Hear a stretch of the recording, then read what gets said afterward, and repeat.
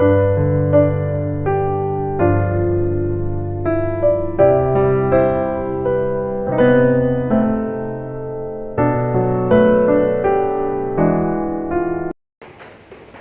चाहूंगा कि सारे लोग खड़े होकर जोरदार तालियों के बीच स्वागत करें। ब्रह्मा कुमारी मनीषा दीदी हमारे बीच उपस्थित हो चुकी हैं, हमारे आज के मुख्य वक्ता के रूप में वो पधार रही हैं। मैं चाहूंगा इन्हीं जोरदार तालियों के बीच स्वागत करें professor and senior dean head student welfare doctor Saurabh Lakhanpal sir का। मैं चाहूंगा जोरदार तालियों के बीच आप स्वागत करें associate professor and deputy dean at division of youth affairs doctor Nitin Bhardwaj sir का। और हमारे बीच उपस्थित सभी मेहमानों का मैं चाहूंगा सारे लोग एक बार पुनः जोरदार तालियां बजाकर स्वागत करें। बहुत बहुत धन्यवाद। आप सभी लोग बैठ सकते हैं। मैं आप सबको बताना चाहूंगा कि बहुत जल्द जिसका हम सबको इंतजार था, जिस घड़ी का, वो घड़ी प्रारंभ होने वाली है। और आज का ये सेशन, आज का ये इंस्पिरेशनल टॉक बहुत ही अद्भुत होने वाला है, क्योंकि मुझे लगता है कि किताबें हमारे जीवन में हमें शिक्षा सिखाती हैं, माता पिता परिवार हमें संस्कार सिखाते हैं, परंतु मुझे ऐसा लगता है कि पूरी दुनिया में सिर्फ एक ज्ञान ऐसा है जो हमें अपने आप को अपने आप से जानने की कला और किस तरह से जीवन सही तरीके से जीना है उसकी कला सिखाता है, वो आध्यात्मिक ज्ञान है। तो मैं चाहूंगा एक बार जोरदार तालियां हो आप सबकी, एक ऐसे सेशन में आप सारे लोग उपस्थित हुए हैं। ब्रह्म कुमारी ईश्वरीय विश्वविद्यालय, जिस संस्था से आज मैम हमारे बीच उपस्थित हुई हैं, वो संस्था पिछले 80 वर्षों से इस तरह के कार्यों में काम कर रही है। और मुझे लगता है कि जीवन मूल्य हमारे जीवन को न केवल महान एवं समृद्ध बनाते हैं, बल्कि जीवन के पहिए को सकारात्मक दिशा देने का काम करते हैं। और मेरा मानना है कि हमारा जीवन बिना जीवन मूल्यों के बिल्कुल वैसा ही है जैसे कि एक ट्रेन बिना इंजन की। तो हमारे मानव जीवन में उन मूल्यों को कैसे धारण किया जाए, उन पर कैसे काम किया जाए, जिससे कि हमारा जीवन सफल हो सके, समृद्ध हो सके, उसके लिए निरंतर ये संस्था पिछले 80 वर्षों से काम कर रही है। तो मैं चाहूंगा जोरदार तालियां इस संस्था के लिए हों। और मैं सभी मेहमानों से अनुरोध करूंगा कि वो लैंप लाइटिंग के लिए आए, क्योंकि वसीम साहब का एक शेर है कि जहां रहेगा वहीं रोशनी लुटाएगा, किसी चिराग का अपना मकान नहीं होता। तो एक बार जोरदार तालियों के बीच में बुलाना चाहूंगा ब्रह्मा कुमारी मनीषा दीदी को, डॉक्टर सौरभ लखनपाल सर को, डॉक्टर नितिन भारद्वाज सर को दीप प्रज्वलन के लिए। और आगे भी सब में जितने भी मेहमान उपस्थित हैं, मैं सबसे अनुरोध करूंगा आप सारे लोग अपनी तालियां बजा सकते हैं।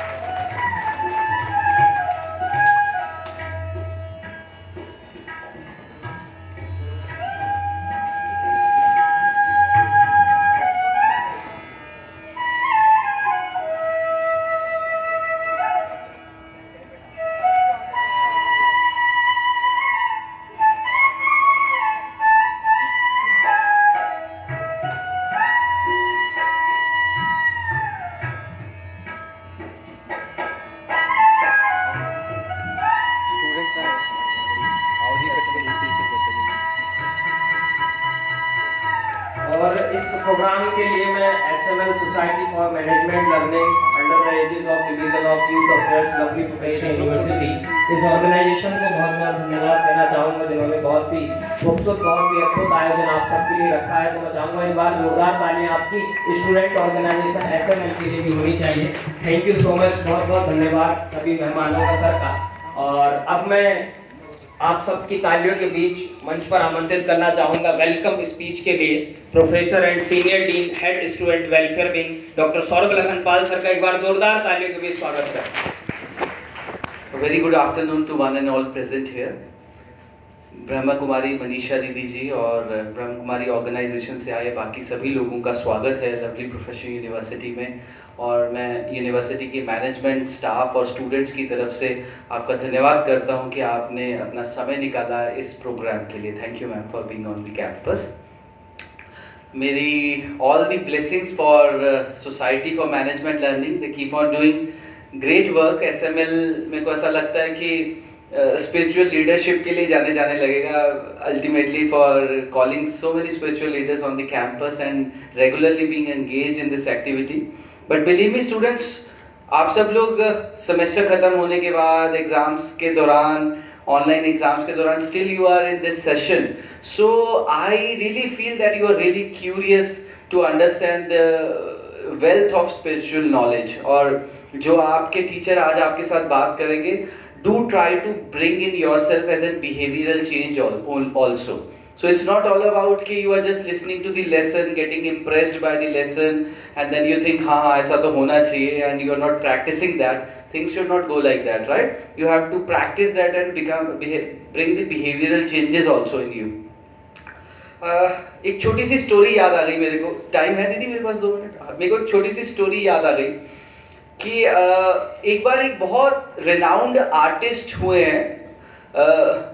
अगर मैं गलत नहीं हूं तो उनका नाम जोशुआ बेल है, and he is a foreign artist who used to play violin. Joshua Bell. And it is said that the violin that he plays, Joshua Bell, was costing somewhere around 20 to 24 crore rupees. So how costly that violin will may be. And he himself was a very great artist for playing violin. कि whenever he do a live concert, तो हमारे दिलजीत दोसांझ से ज़्यादा लोग आते थे उनके concert में. That means thousands of people are there for his violin concert, and the ticket of that violin concert generally is around $500. You understand? $500 means approximately near to 40-50,000 rupees a ticket. And he used to perform for 1 hour, and then there comes a social organization who say to the artist Joshua Bell that we want to do a social experiment. Okay, although you are playing this violin in a concert and getting such a good crowd over there, but what we want that you should perform in a subway. Subway, you understand Subway? एक road से दूसरी road पे जाने के लिए underground passages बने होते हैं, और वहां पे कौन लोग वायलिन बजाते हैं? वो जनरली जो चैरिटी के लिए मनी कलेक्ट कर रहे होते हैं. तो they told that Joshua Bell that in this social experiment you will change your clothes, you will sit in simple jeans and t-shirt, you will wear the cap so that people does not identify you, and play your violin by placing your hat in front of you so that the passers by can donate money or a charity to you also. And then he was ready for that social experiment and agreed for the same. So he sat in the he sat in the subway and start playing the violin with his 100% commitment. Even he played the violin better than the concerts because he has a pressure of social experimentation, so he does not want to lack anything. So he sat over there, he performed violin for 1 hour, and then that company who was doing this social experiment visualized that 1197 passers-by passed that subway from or in front of that violin artist Joshua Bell. तो कितने लोगों ने उसको पास किया एक घंटे में?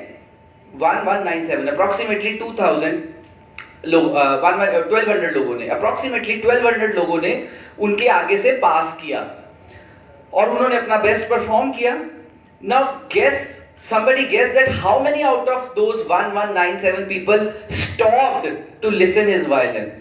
उनमें से कितने परसेंट लोग आपको लगता है उस सोशल एक्सपेरिमेंट में रुके और वहां रुक के उस ब्यूटीफुल वायलिन को उन्होंने सुना होगा, जिसमें पूरा जोशुआ बेल अपना जोर लगा के प्ले कर रहे हैं, और अच्छा कॉस्टली वायलिन है, सिर्फ अपना ड्रेसअप चेंज किया. जस्ट अ वाइल्ड गेस, कोई भी आप में से? हाँ जी, 3 to 4. Any other guesses? Have a difference of opinion and want to table? What make you say 3 to 4? Story सुनी है? Oh. So only 7 people stopped. Only 7 people, right? And he used to have a ticket of $500, and he collected only $52 in that 1 hour. और उसके hat में इतनी charity है. But why? Question important is why.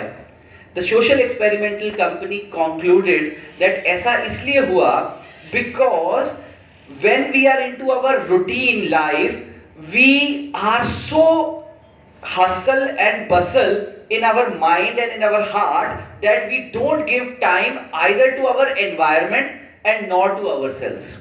तो हमारा mind, हमारा मन इतने तेजी से भागता है कि वो आसपास क्या हो रहा है उसको अच्छे से परसीव ही नहीं कर पाता. तो अच्छे से परसीव ही नहीं करेगा तो इंट्रोस्पेक्ट कहां से करेगा, और इंट्रोस्पेक्ट नहीं करेगा तो अपने ब्यूटीफुल लाइफ को रेलिश कहां से करेगा. So it was all concluded that if you really want to relish your life, if you really want to be happy, and if you really want to enjoy the things going all around you in your environment, you first have to bring your mental activities to a halt, where you understand that what the things are going on and how you can relish them.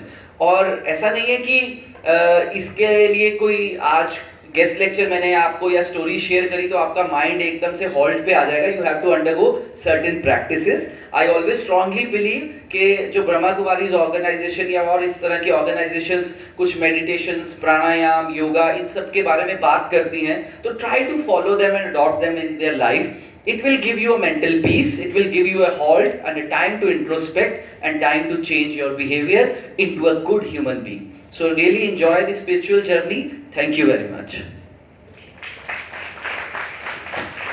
Thank you so much sir. मैं चाहूँगा सारे लोग एक बार ज़ोरदार तालियां बजाएं sir के लिए. बहुत ही अच्छी कहानी सर ने सुनाई जिसको हम सब रिलेट कर पाए कि ज़िंदगी तो मसाफत की रवानी है, संघर्ष ही इसकी सफल कहानी है, न मंजिल हार मंजिले मुसाफिर कभी, तेरे जीने की यही तो निशानी है. तो मुझे यहीं से एक बात और भी याद आती है कि हम सारे लोग अपने घरों से दूर हैं. बहुत सारे लोग, कोई कॉरपोरेट लाइफ में बिज़ी है, हम यहाँ पढ़ने में बिज़ी हैं. ऐसे में एक कहीं ना कहीं स्ट्रेस और बहुत सारी चीज़ें हमारे अंदर होती हैं. तो उन सब से निकलने का, उन सब से उभरने का मुझे लगता है कोई एक माध्यम है, कोई एक तरीका है, तो वो ये है.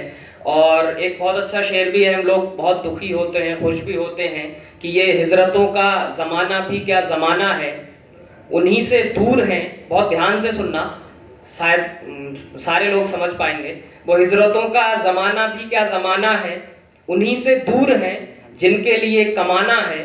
खुशी ये है कि मेरे घर से फ़ोन आया है, दुखी ये है कि मुझे सब खैरियत बताना है.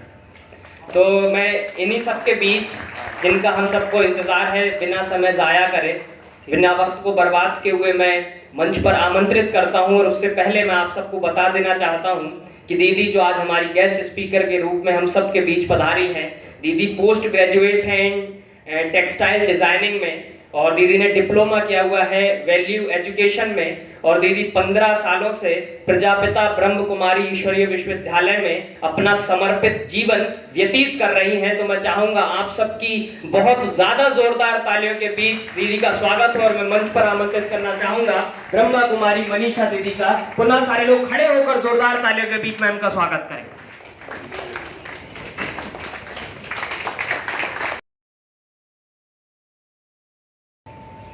ओम शांति. मुझे अच्छा लगेगा यदि आप भी एक बारी कहेंगे ओम शांति.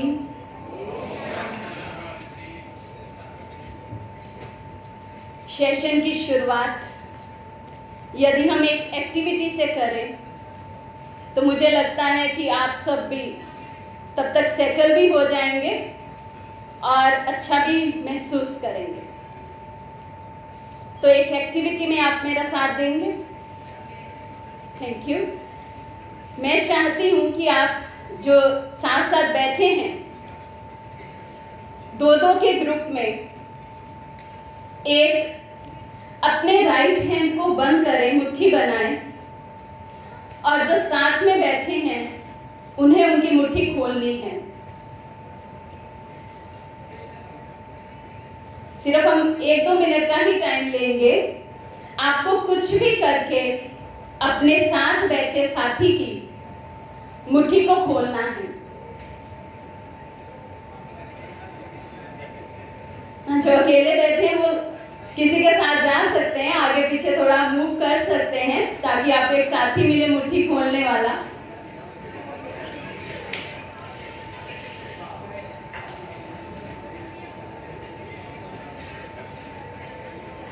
मुझे लगता है सबने ट्राई तो कर लिया होगा.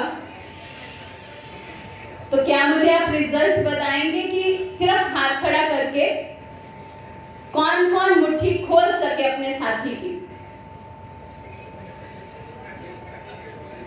बहुत अच्छा। और जिन्होंने ये खोल लिया है, जिन्होंने ये टारगेट अपना पूरा कर लिया, अचीव कर लिया, क्या वो मुझे अपना मेथड भी बताएंगे? कोई भी एक रैंडमली खड़ा होके मुझे ये बताए कि आपने कैसे खोली मुट्ठी। जी,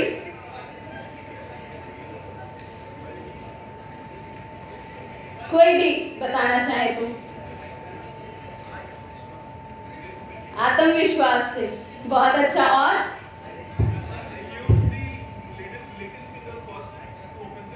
ओके।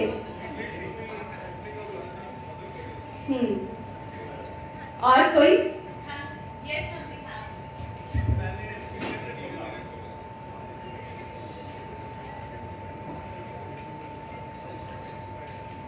Consistent efforts. कुछ भी कहें। हाँ जी, आप भी सुनाना चाहते हैं? चलिए, कुछ भी कहें, मुझे ऐसा लगता है कि सभी ने अपना फिजिकल स्ट्रेंथ, जिसको हम कहते हैं जोर लगाकर दूसरे की मुट्ठी खोलने की कोशिश की, माना जबरदस्ती मुट्ठी खोलने की कोशिश की है। मैंने आपको कहा था कि आपको कुछ भी करके उनकी मुट्ठी खोलनी है। मैंने आपको ये नहीं कहा था कि आपको जोर लगाकर मुट्ठी खोलनी है। कुछ भी करके खोलनी है। यदि आप सिंपली उनके सामने नमस्ते करते तो शायद वो भी आंसर में आपको नमस्ते करते मुट्ठी खुल जाती। आप उनको हेलो करते, हैंडशेक करते तो शायद वो भी खोलते और मुट्ठी खुल जाती। तो ऐसा कुछ भी हम उनको ऑफर करते और मुट्ठी आराम से खुल सकती थी। ये एक्टिविटी करने का एक ही मतलब था, एक ही मकसद था कि हमारा आज का टॉपिक है इम्प्रूविंग ईक्यू। इम्प्रूवमेंट की जहां बात आती है तो ये स्वाभाविक है कि कुछ तो हम में है, लेकिन जो हम में है वो 100% नहीं है अभी, इसलिए मुझे उसको इम्प्रूव करने की जरूरत है, उसमें इम्प्रूवमेंट लाने की जरूरत है। तो यही एक चीज है इमोशन। अगर मैं आपसे ये पूछूं कि इमोशन क्या है, क्या है इमोशन? कोई भी बताना चाहे आप प्लीज जल्दी जल्दी माइक पास ऑन करेंगे तो अच्छा रहेगा, नहीं तो थोड़ा जोर से भी बोलेंगे तो यहाँ तक सुन सकता है। भावना। और फीलिंग क्या है? फीलिंग को क्या कहेंगे? इमोशन भावना है और फीलिंग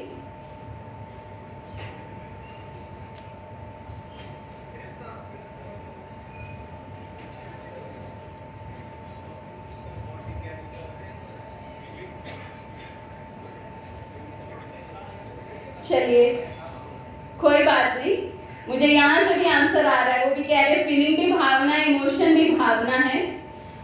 तो अगर दोनों का ही अर्थ भावना है तो दो शब्द क्यों, इमोशन और फीलिंग?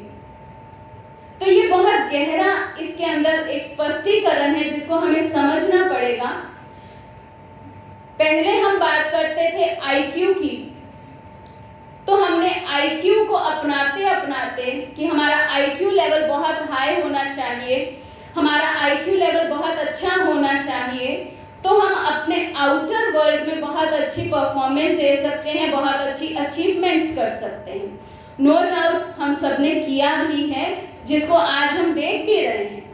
लेकिन आईक्यू को अपनाते अपनाते, आईक्यू को रेज करते, उसके लेवल को बढ़ाते हुए हमारा सारा जो ध्यान था वो आउटर वर्ल्ड में चला गया। आउटर वर्ल्ड में क्या हो रहा है वो मुझे सारी खबर है, लेकिन इनर वर्ल्ड में क्या हो रहा है? अगर मैं आपसे पूछूं मन क्या है और मन में क्या हो रहा है, तो मुझे लगता नहीं है कि कोई परफेक्ट आंसर मेरे पास आएगा, क्योंकि यदि हमने मन को ही समझा नहीं है, मेरे इनर वर्ल्ड में क्या चल रहा है वो मैं कैसे समझ सकता हूं? तो इमोशन, अगर हम स्पिरिचुअल लेवल पर बात करते हैं, जनरली यदि हम बात करें तो हम इमोशन को बहुत पॉजिटिव और स्ट्रॉन्ग शब्द समझते हैं, हम बहुत खुशी से कहते हैं मैं बहुत इमोशनल हूँ, कई कई तो ऐसा भी कहते हैं मैं इतना इमोशनल हूँ, कोई दूसरा रोता है तो मेरी भी आंख में आंसू आ जाता है। आप में से किसी के साथ ऐसा होता है? मैंने कोई ऐसी मूवी देखी, मूवी में ऐसा इतना इमोशनल सीन था, वो मूवी देखते देखते मुझे भी रोना आ गया। किस किस के साथ ऐसा होता है? देखिए कितने इमोशनल है आप। ये थी हमारी आउटर वर्ल्ड की जर्नी, जहां पर हमने इमोशंस को बहुत पॉजिटिव लेवल में समझा है। और मुझे ये लगता है कि इतनी भावनाएं तो हर एक व्यक्ति में होनी चाहिए कि किसी के दुख में हम दुखी हो सकें। सबको ये ठीक लगता है? किसी के दुख में हम दुखी हो सकें, उसका साथ दे सकें। किस किस को ये बात ठीक लगती है कि ये होना चाहिए? मेजॉरिटी कह रहे हैं ये होना चाहिए। लेकिन अगर हम स्पिरिचुअल लेवल पर समझते हैं तो इमोशन शब्द का अर्थ ये निकलता है कि जब मेरे इनर वर्ल्ड में हलचल होती है, मेरा इनर वर्ल्ड ऊपर नीचे हो रहा है, इमोशन को एक नेगेटिव भावना के रूप में हम समझते हैं। किसी के दुख में दुखी होना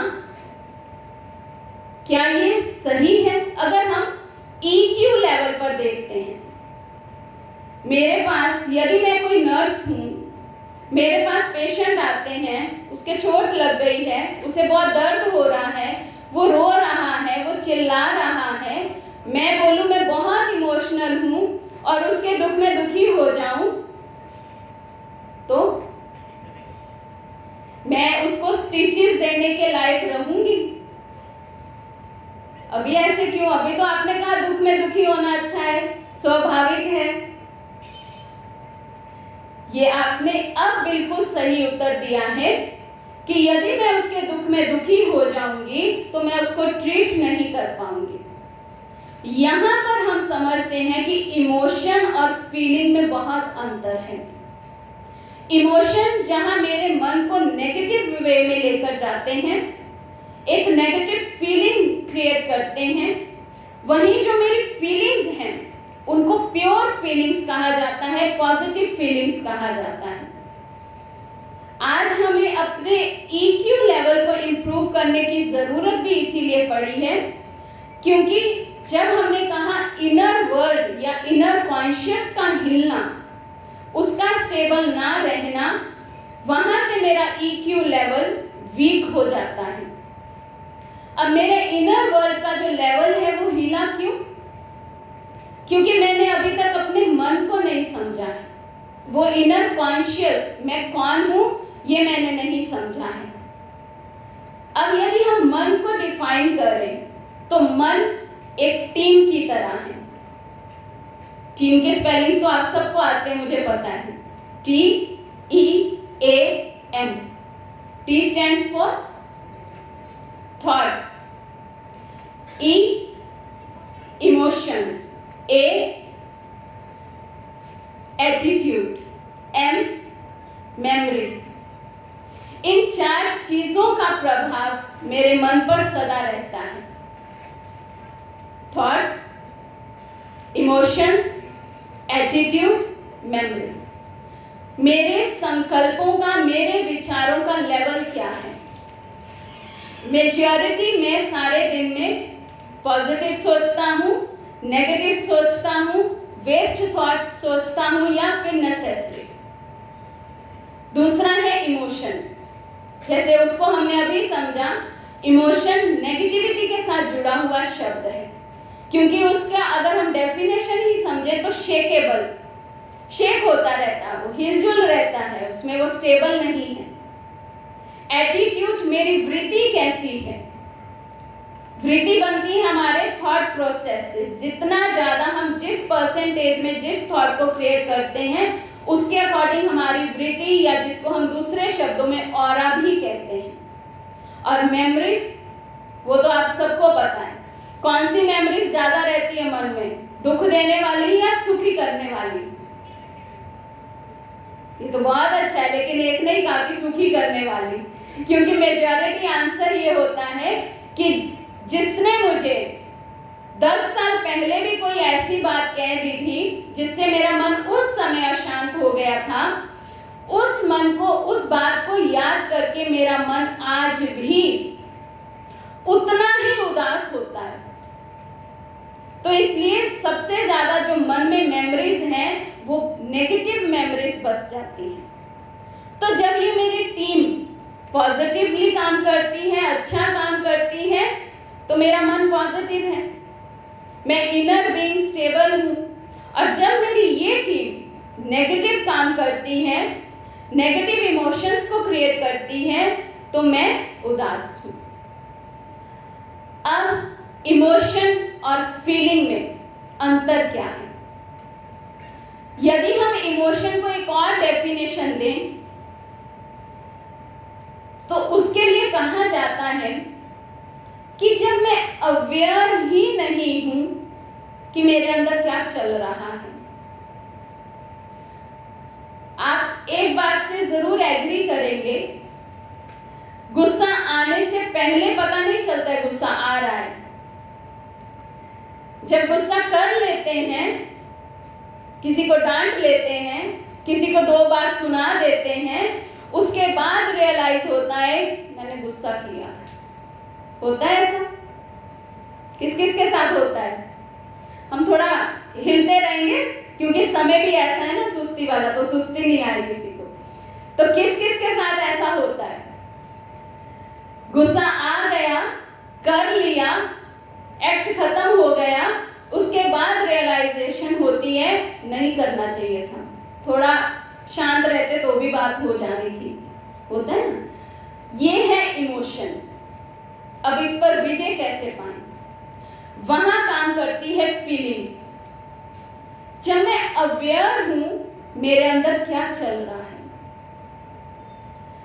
अभी कोई आएगा, मुझे पता है उसके साथ मेरा ऊपर नीचे कुछ होने वाला है, मैं वही अपनी इमोशन से पहले फीलिंग को क्रिएट करूं। कुछ भी हो जाए मुझे शांत रहना है।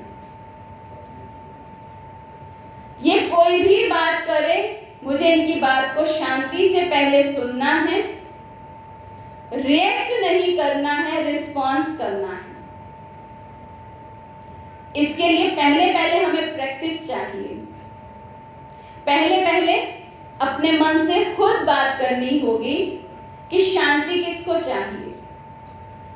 किसी किसी के साथ ऐसा भी होगा, कोई 1-2 व्यक्ति ऐसे भी हैं, उनको देखना भी गवारा नहीं है, उनके लिए सोचना भी अच्छा नहीं लगता है। जैसे ही उनका कोई भी थॉट मेरे मन में आता है, मैं डिस्टर्ब हो जाती हूँ।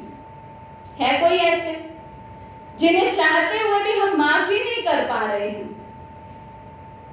है कोई? किसी के लाइफ में ऐसा कोई है जिसको चाहते तो है माफ करना, जिसको चाहते तो है इसके साथ भी मेरे रिलेशन अच्छे हो जाएं, लेकिन नहीं हो पा रहे हैं? देखिए, चाहते हुए भी हम कर नहीं पा रहे हैं। हम इतने अपने मन के आज गुलाम हैं। तो अब इस चाहना को हम पूरा कैसे करेंगे? हम फिर से एक एक्टिविटी करते हैं, अपने मन को शांत करने की अभी कोशिश करते हैं। सभी सीधे होके थोड़ा सा बैठेंगे। आप चाहे तो अपनी आंखें बंद कर सकते हैं। अभी मैं आपको कुछ थॉट्स दूंगी, उन थॉट्स को रिक्रिएट करना है आपको अपने मन में। सबसे पहले आप देखें आपका मन जा कहां रहा है, इस समय क्या चल रहा है अंदर।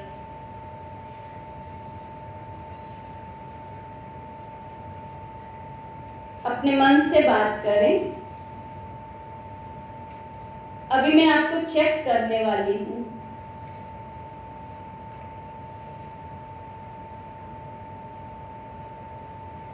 आप फील करेंगे जैसे ही आपने अपने मन को कहा मैं आपको चेक कर रही हूं। मन ठहर गया। वो इस अवेयरनेस में आ गया कि मुझे चेक किया जा रहा है।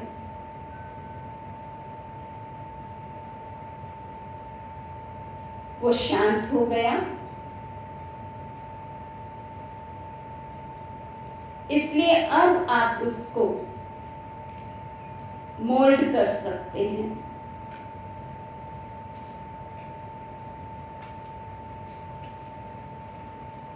कुछ ऐसी सोल्स को याद करें जिन्हें आप माफ करना चाहते हैं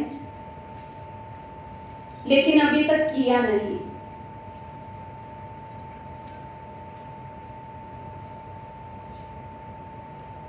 उन्हें सामने देखते हुए अपने आप से बात करें। शांति किसे चाहिए?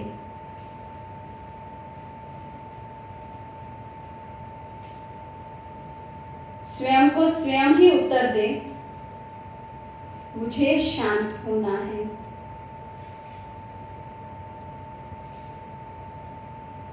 यदि मुझे शांत होना है तो उसे क्षमा करना भी मेरी जिम्मेवारी है।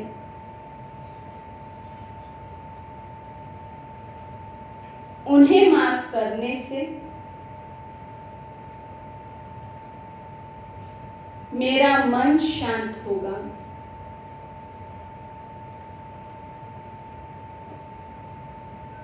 हम जैसे जैसे ये प्रैक्टिस करेंगे, एक दिन में नहीं होगा, ये तो मैं आपको कह देती हूं, लेकिन रोज यदि मैं उनको माफ करने के लिए एक थॉट क्रिएट कर रहा हूं सिर्फ कि यदि मैं उन्हें माफ करूंगा तो माफ करने से शांति मुझे मिलेगी। इसको हम यदि और डीपर समझें, किसी को क्षमा करने से मुझे शांति कैसे मिलेगी? क्योंकि जब तक मैंने क्षमा नहीं किया है, उनकी वो बातें, उनका वो एटीट्यूड, उनके वो कर्म मेरी मेमोरी में रिपीट होते जाते हैं। और जब तक मेरी मेमोरी में ये रिपीट होता रहेगा, उनसे मिला हुआ उस समय का दुख मुझे बार बार फील होता रहेगा। उस समय मिली हुई अशांति मुझे बार बार फील होगी। इसीलिए कहा, यदि मैं दूसरे को माफ करता हूं तो मैं स्वयं को इमोशनली ऊपर ले जाता हूं। मैं अपनी फीलिंग्स को चाहकर खुद चैनलाइज करता हूं। तो इमोशनली वीक होना या स्ट्रांग होना वो अलग बात है। वो जैसे हमने समझा, आउटर वर्ल्ड में सब चलता है, लेकिन यदि मेरा इनर वर्ल्ड ही स्ट्रांग नहीं है तो आउटर वर्ल्ड में मुझे कुछ भी मिलता रहे, अंदर की खबर तो है ही नहीं। तो इसलिए आज हमें ऐसे सेशंस करने की जरूरत पड़ रही है कि हम कैसे इंप्रूव करें। तो इंप्रूव करने के लिए पहले मुझे उस बीइंग को समझना है, उसे समझना है जो इमोशन और फीलिंग के बीच में है। मैं वो रियल बीइंग हूं। हम सारा दिन में मैं कितना मैं यूज करते हैं। मैं स्टूडेंट हूं, मैं प्रोफेसर हूं, मैं डॉक्टर हूं, मैं टीचर हूं। अब यदि ये पूछा जाए ये मैं कौन है, तो मैं को हम समझते नहीं। मैं हूं उस मन की मालिक जिसे मुझे कंट्रोल करना है। अब यदि मैं मालिक की स्टेज पर रहती हूं कि मैं ऑनर हूं और ऑनरशिप मेरे पास है, तो क्या हम ये कह सकते हैं कि मन जहां चाहता है वहां मुझे ले जाता है? आपके पास ड्राइवर हो और वो अपने अकॉर्डिंग आपकी कार को चलाए, आपको जाना साउथ में है वो आपको नॉर्थ ले जाए, वेस्ट ले जाए, आप सिर्फ बैठे रहेंगे कार में या उसे रोकेंगे, उसे डायरेक्ट करेंगे कि किस डायरेक्शन में चलना है? तो EQ इंप्रूव करने के लिए हमें केवल अपने मन पर काम करना है। मुझे उसे मैनेज करना है, मुझे उसे चैनलाइज करना है। मुझे नहीं पता है कि आपके यहाँ SML की फुल फॉर्म क्या है, लेकिन अगर मैं स्पिरिचुअल लेवल पर इसकी बात करूं तो self management leadership, Brahma Kumaris में भी ये प्रोग्राम चलता है।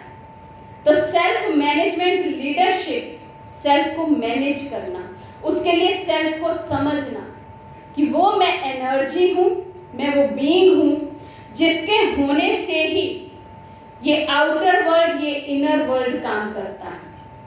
तो मैं अपनी वैल्यू को समझूं, अपने थॉट प्रोसेस को सही लेकर जाऊं।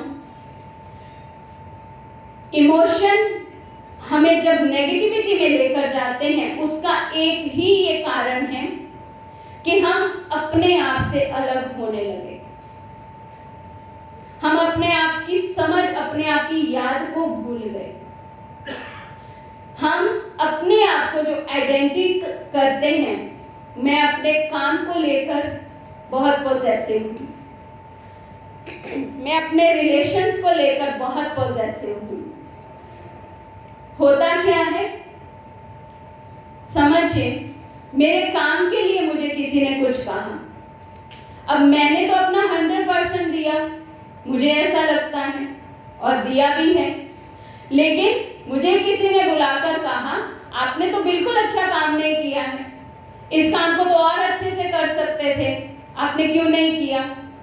अब वो मेरे सीनियर हैं, मेरे बॉस हैं, मैं उनके सामने कुछ नहीं बोल सकता हूं, तो मैं क्या करता हूं, बाहर जाकर अपने गुस्से को व्यक्त करता हूं। देखो मैंने इतना अच्छा काम किया, लेकिन मेरे काम को इन्होंने कभी सराहा नहीं। मैं कुछ भी कर लूं, इनको अच्छा नहीं लगता है। मैं किसी भी लेवल पे अपने हिसाब से अच्छे से अच्छा भी करूं, ये फिर भी उसमें से दोष निकाल लेते हैं। अब ये हमने क्या किया है, हम इतने अटैच हैं अपने काम से कि मैं ये भी भूल गया कि काम अलग है, मैं अलग हूं। उन्होंने मेरे काम को गलत कहा है, मुझे गलत नहीं कहा है, लेकिन मैंने बाहर जाके जो रिएक्ट किया, क्या कहा, इन्हें तो सदा ही मेरे से प्रॉब्लम है, इन्हें तो मेरा कुछ भी पसंद नहीं आता है, इनसे तो मुझे बात करने को भी मन नहीं है। तो हम कितने अटैच हैं अपने काम से। ऐसे ही हम अपने रिलेशन से अटैच हैं।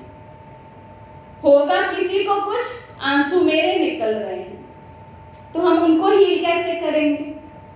तो इसलिए परमात्मा पिता आकर हमें समझाते हैं कि जितना हम डिटैचमेंट को अपने जीवन में लेकर आते हैं, उतना हम अपनी फीलिंग्स को हायर लेवल पर ले जाते हैं, अपने इमोशंस को मैनेज कर लेते हैं। डिटैचमेंट का अर्थ ये नहीं है हम सब कुछ छोड़कर बैठ जाएं, हम कुछ करना छोड़ दें, हम किसी से मिलना छोड़ दें।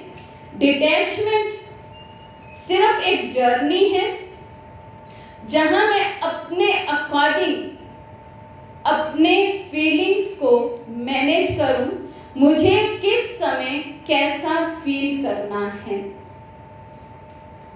जैसे ही अंदर थोड़ी सी घंटी बजती है कि अभी किसी ने मुझे कुछ कहा और मुझे फीलिंग आनी शुरू हुई है, फीलिंग आनी, अब वहां हम वर्ड को भी चेंज कर लेते हैं।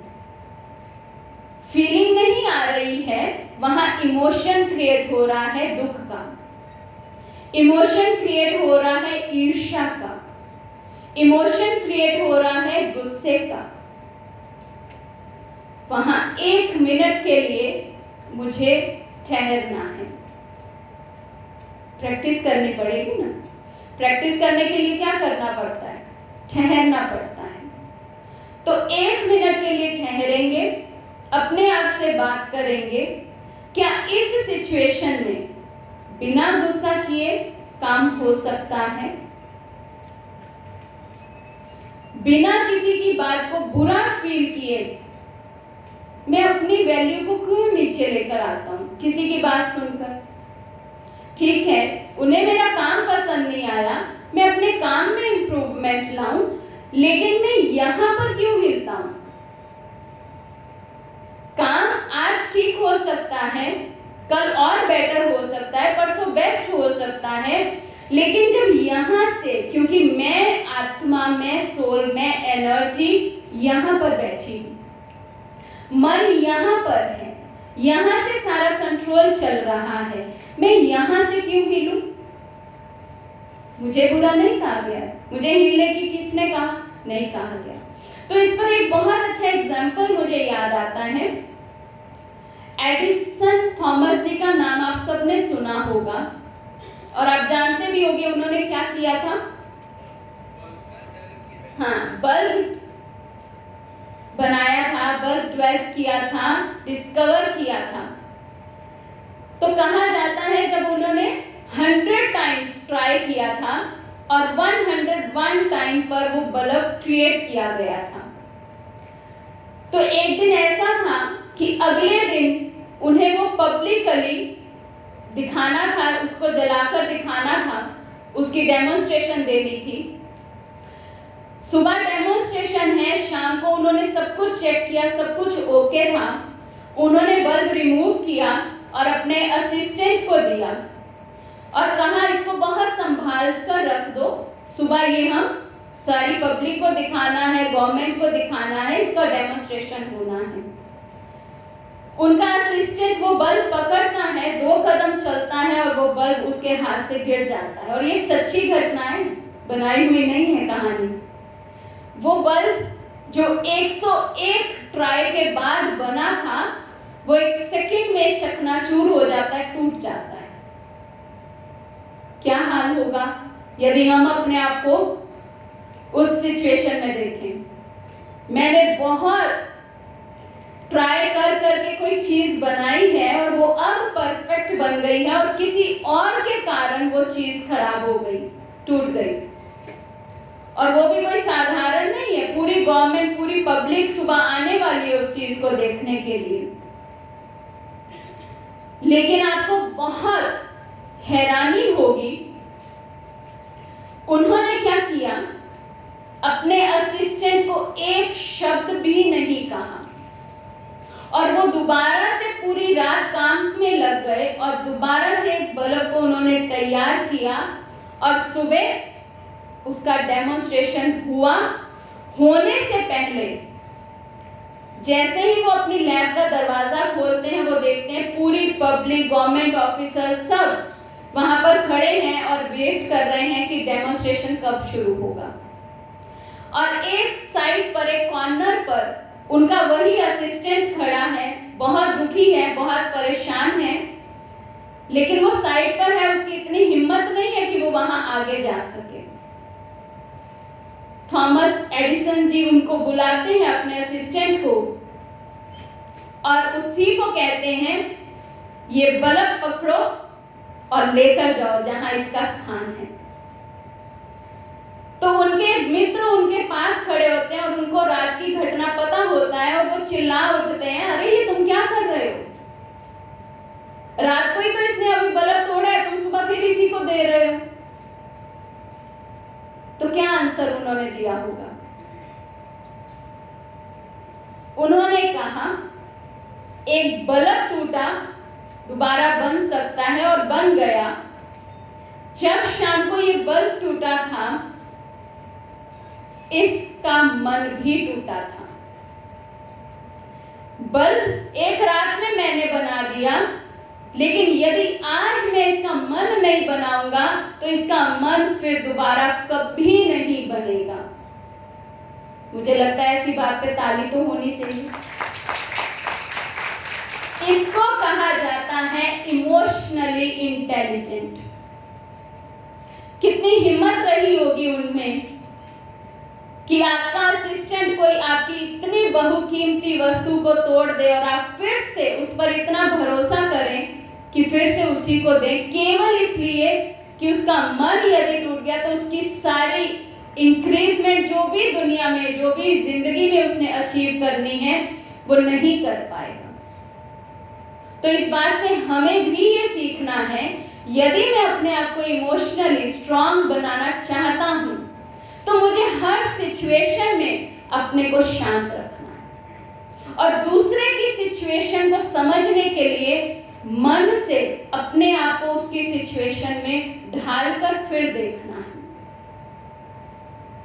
तो मुझे लगता है कि ये छोटी छोटी प्रैक्टिसेस यदि हम करते रहेंगे तो हम इम्प्रूवमेंट की ओर जरूर जाएंगे और इमोशनली स्ट्रांग होंगे, अपने इमोशंस को फीलिंग से कंट्रोल कर सकेंगे और पॉजिटिव वे में आगे बढ़ते रहेंगे।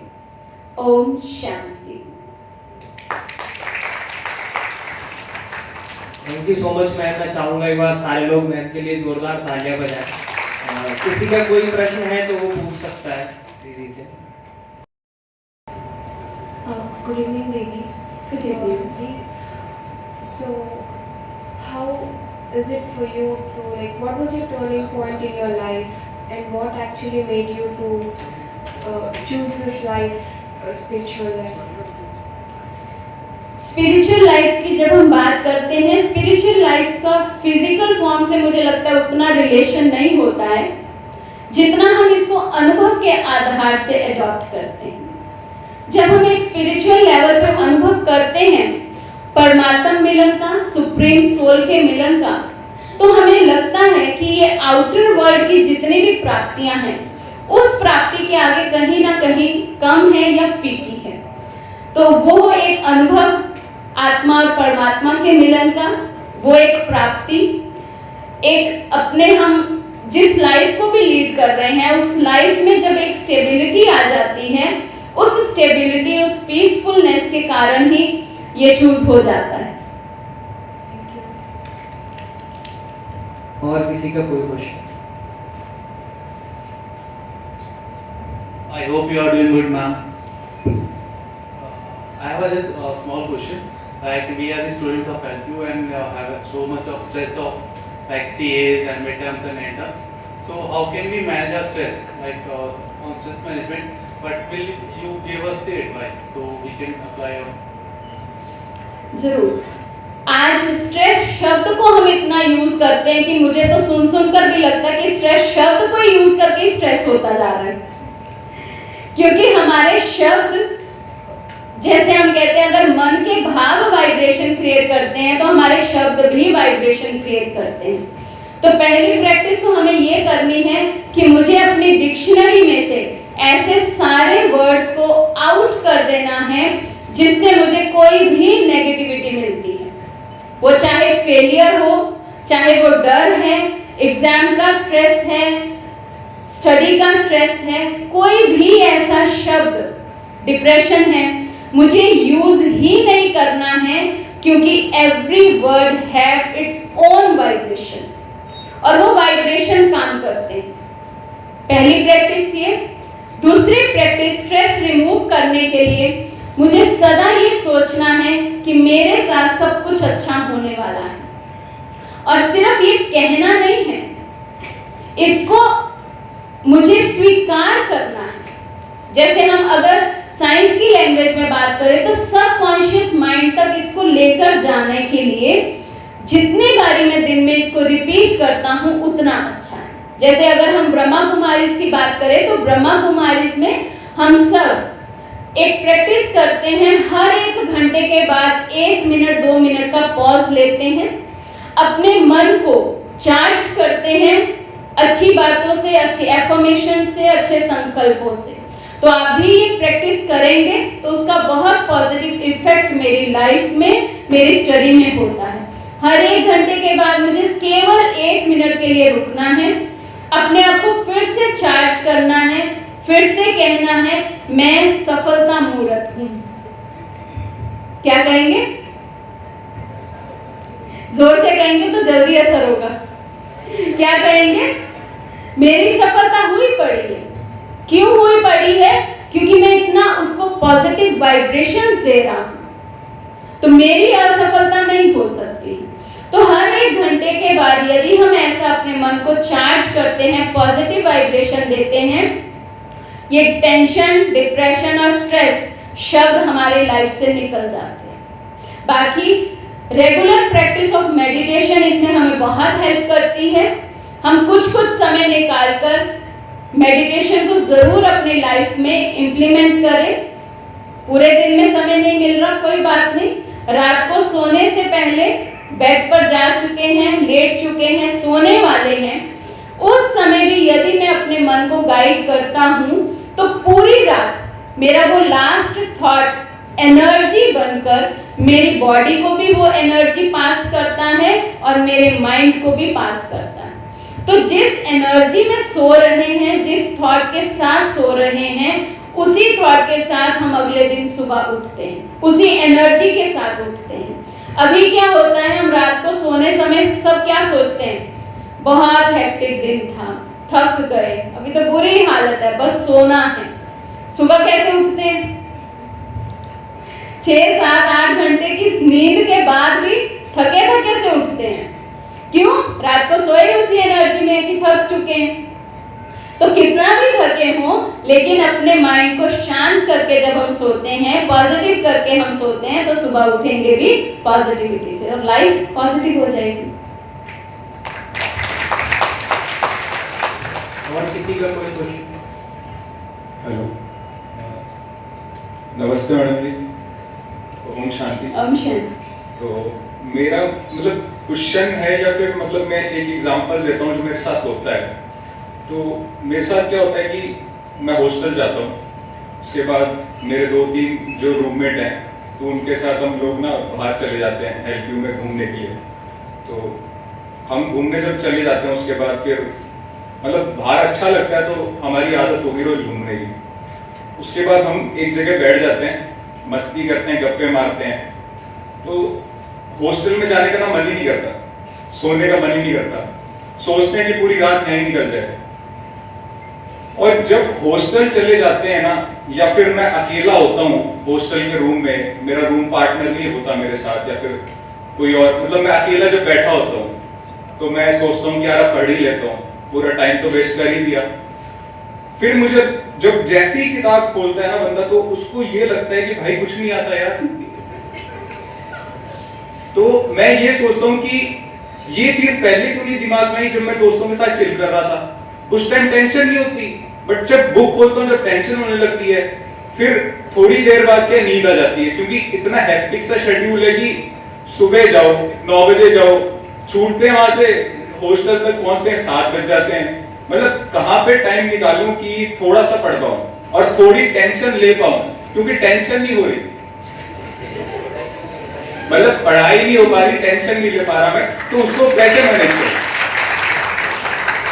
परमात्मा हमें कहते हैं कि कई बार हमें अटेंशन का टेंशन हो जाता है, रखना है अटेंशन, लेकिन हम रखते हैं टेंशन, तो काम ही उल्टा कर रहे हैं। मुझे केवल अटेंशन रखना है अपने पर, मुझे मैनेज करना है। जब मुझे इतनी अवेयरनेस है कि मैं पहले टाइम अपना वेस्ट कर रहा हूं, लेकिन जब वो वेस्ट हो रहा है तब मुझे बड़ा अच्छा लग रहा है। लेकिन जब वो वेस्ट हो गया, हाथ से निकल गया, जिसको हम कहते हैं ना चिड़िया चुग गई खेत, तो अब सोच के क्या होगा। तो करना क्या है, यही तो मुझे अपने मन को काम करना है, मन को ऑर्डर देना है। अभी क्या है, जहां मुझे मन लेकर जा रहा है मैं वहां जा रहा हूं। जब तक मैं मालिक नहीं बना हूं, मैं राजा नहीं बना हूं, मन मेरे अकॉर्डिंग नहीं चलेगा, मुझे मन अपने अकॉर्डिंग चलाएगा। तो आज से मुझे ये प्रैक्टिस करनी है, सुबह उठते ही सबसे पहले आंख खुलते ही अपने मन को ऑर्डर करना है। आज आपको सारा दिन मेरे अकॉर्डिंग चलना है। फिर अपना एक शेड्यूल सेट करना है, आपकी क्लासेस के अकॉर्डिंग जितना भी समय आप चिल के लिए निकालना चाहे, वहां पर भी जितना स्टडी के लिए निकालना चाहते हैं, जो नहीं निकालते हैं उसे भी पूरा एक टाइम टेबल जब हम सेट कर लेंगे, अब मन को मीन्स अपने साथ जब हम बैठकर बात करते हैं, वो टाइम टेबल उसको पढ़ाना है, वो सारा टाइम टेबल मुझे रिवाइज करना है अपने मन में। फिर हर 1 घंटे की प्रैक्टिस जो बताई दिन में करनी है, उस हर 1 घंटे में मुझे चेक करना है जो टाइम टेबल सुबह सेट किया था उसके अकॉर्डिंग चल रहा हूं, नहीं चल रहा हूं, वहीं उसको पकड़ना है। अभी क्या होता है, वो सारा 1, 2, 3 घंटे का जो समय था वो निकल गया, उसके बाद हमें जागृति आती है। 1-1 घंटे के बाद जब चेक करेंगे तो बेनिफिट क्या होगा, जहां वेस्टेज शुरू हुई वहीं उसको पकड़ लेंगे हम और वहीं चेंज करना शुरू कर देंगे। वहां से मुझे अपना टाइम मैनेजमेंट करना है। तो ये आप करके देखें, इसका रिजल्ट जरूर पॉजिटिव आएगा। जी थैंक यू। अभी मुझे लगता है जी पूछिए, माइक दे दो, माइक।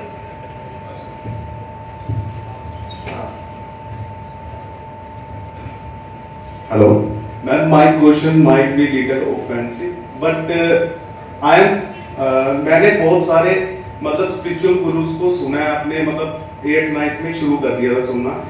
तो उससे क्या हुआ कि मतलब मैं उस चीज की नेगेटिव साइड बताना चाहूंगा कि उससे क्या हुआ कि मतलब मैं अपने गोल से डाइवर्ट हो गया। क्यों कि जो स्पिरिचुअल गुरुज हैं वो क्या मतलब उनका जो मेन मोटो है वो कहते हैं कि लाइफ में हमें मुक्ति की ओर जाना है, हमें मतलब मुक्ति की ओर बढ़ना है।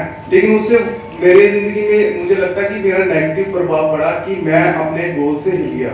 मैं अपनी स्टूडेंट लाइफ को अच्छे से फॉलो नहीं कर पाया क्योंकि मैं अपनी जिंदगी को एक नेगेटिव वे में देखने लगा कि जो जिंदगी है उसमें बहुत दुख है, हमें मुक्ति की ओर भागना है। मतलब मैंने बहुत सारे स्पिरिचुअल गुरु सुने हैं और मैं आपको एग्जांपल भी बताना चाहूंगा। आई हैव लिसन ओशो, सदगुरु and many local spiritual gurus in my state. I am from JNK. So there, तो उनसे क्या होता है कि जैसे एक विनोद खन्ना नाम का एक एक्टर था, बॉलीवुड एक्टर, वो ओशो का फॉलोअर बन गया और वो उस चक्कर में मतलब उसकी जो बॉलीवुड एक्टर की लाइफ थी वो खत्म हो गई। तो मतलब वो एक्टर में रहा नहीं और उसकी मतलब फेम जो था खत्म हो गया क्योंकि वो ज्यादातर उसकी स्पिरिचुअल प्रैक्टिसेस में रहता था। तो मेरा क्वेश्चन यही है कि मतलब अब स्पिरिचुअल जर्नी में होता गया कि हम लाइफ को थोड़ा सा मे भी नेगेटिव वे में देखने लगते हैं शायद कि जिंदगी में कुछ पड़ा नहीं है या कुछ ऐसा। और मुझे ऐसा लगता है कि मतलब मेरे अंदर भूख है कि मैं मतलब जानूं क्या है जिंदगी और क्या लाइफ में है। मैंने मतलब बहुत सारे स्पिरिचुअल गुरुज को सुना है, टू मैनी, जो भी होता है आजकल बहुत से यूट्यूब पे भी काफी ज्यादा है। तो ये आपका प्रश्न है, आप अपनी स्टोरी शेयर कर रहे हैं? नहीं, अब मेरा प्रश्न बस इतना सा है कि मतलब जो स्पिरिचुअल अब इस चीज को हैंडल कैसे किया जाए। मतलब मुझे ऐसा लगता है कि मैं अपने गोल से और अपनी स्टूडेंट लाइफ से हिल गया इस चक्कर में, बस इतना सा।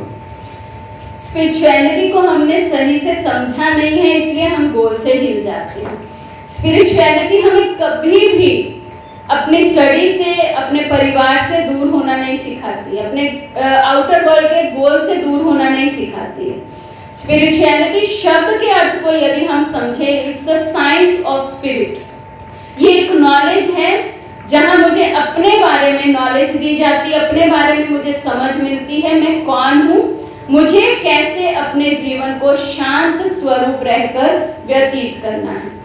बल्कि हम तो ऐसे स्टूडेंट्स को जानते हैं जिन्होंने स्पिरिचुअलिटी की मदद से, मेडिटेशन की मदद से अपने गोल्स को बहुत इजीली और बहुत जल्दी अचीव किया है। क्योंकि एक स्टेबल माइंड के साथ जो भी हम अचीव करना चाहते हैं वो बहुत इजी हो जाता है। तो स्पिरिचुअलिटी अपने आप में हमें एक बैलेंस सिखाती है, outer world plus inner world का। होता क्या है, हम सिर्फ इनर वर्ल्ड की तरफ या फिर आउटर वर्ल्ड की तरफ, किसी एक की तरफ जब ज्यादा चले जाते हैं तो दूसरा छूट ही जाएगा।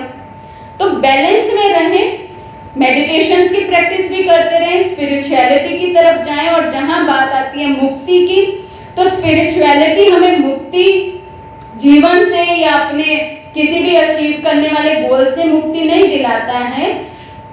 स्पिरिचुअलिटी हमें मुक्ति दिलाता है हमारे अंदर की नेगेटिविटी से, हमारे अंदर की बुराइयों से, जिन्हें हम जीतना चाहते हैं लेकिन जीत नहीं पा रहे। हमें समझ है, चाहे हम क्रोध की बात करते हैं, ईर्ष्या की बात करते हैं, लोभ की बात करते हैं, हम किसी भी कमी कमजोरी की बात करते हैं, हम इतने नॉलेजफुल हैं कि ये खराब है, मुझे इसको विजय प्राप्त करनी है। लेकिन जब तक हम स्पिरिचुअलिटी को अपने जीवन में धारण नहीं करते हैं, प्रैक्टिस नहीं करते हैं, वो शक्ति मुझे नहीं मिलती है कि मैं इन सब पर विजय प्राप्त कर सकूं। तो स्पिरिचुअलिटी हमें शक्ति देती है, हमारी लाइफ को बैलेंस लाइफ कैसे मुझे व्यतीत करना है, आर्ट ऑफ लिविंग क्या है, वो सही अर्थ में बताती है। बिल्कुल मैम, मैं चाहूँगा एक बार जोरदार तालियां हो जाए दीदी के लिए, बहुत ही अद्भुत आंसर दिया है। और मैं आप सबको बताना भी चाहूँगा कि ये जो संस्था है, संस्था 7 दिन का निःशुल्क मेडिटेशन के सेशन भी कराती है, जिसका लाखों लोगों ने लाभ उठाया है। तो आप सारे लोग भी, कोई अगर करना चाहता है तो वो इसका लाभ उठा सकता है। और अगर आप में से किसी के और भी बहुत सारे जहन में, मस्तिष्क में अगर सवाल आ रहे हैं, तो एक यूट्यूब चैनल भी है, जिंदगी ऐसी है पहली, तो इस पे जाके आप सब्सक्राइब कर सकते हैं, वहां पर आप जुड़ सकते हैं, तो आपके हजारों सवालों के जवाब आपको वहां से मिलेंगे। स्टूडेंट ऑर्गेनाइजेशन एसएमएल को मुबारकबाद देना चाहूंगा, जिन्होंने इतना अद्भुत और इतना उत्कृष्ट सेशन आप सबके बीच रखा। तो मैं चाहूंगा आपकी एक बार तालियां एसएमएल के लिए भी होनी चाहिए।